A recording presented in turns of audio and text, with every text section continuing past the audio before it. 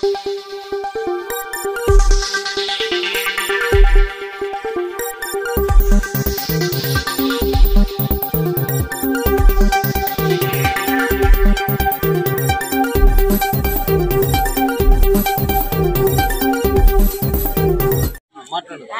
భాగంగా చంద్రబాబు నాయుడు గారు ఇచ్చినటువంటి పింఛన్ల పెంపులో భాగంగా ఈరోజు నారా చంద్రబాబు నాయుడు గారు మన రాష్ట్ర ముఖ్యమంత్రి వర్యులు ఇచ్చినటువంటి పింఛన్ ఏదైతే ఉందో 3,000 రూపాయల పింఛన్ అనేది 4,000 రూపాయలు చేయడం జరిగింది.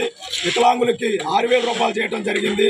ఇంకా కిడ్నీ వ్యాధితో బాధపడే వారికి 10,000, ఇంకా పూర్తి వికలాంగులు ఎవరైతే ఉన్నారో వాళ్ళకి 15,000 రూపాయలు అన్న రీతిగా జూలై నెల 1వ తారీఖున ఈరోజు ఉన్నటువంటి ఎవరైతే పింఛన్దారులు ఉన్నారో వాళ్ళందరూ కూడా సచివాలయ సిబ్బందితో పింఛన్లు పంపిణీ చేయడం అని హర్షించదగ్గ విషయం.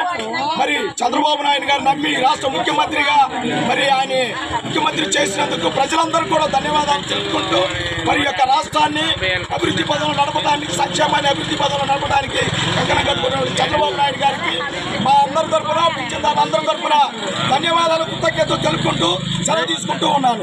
జై చంద్రబాబు, జై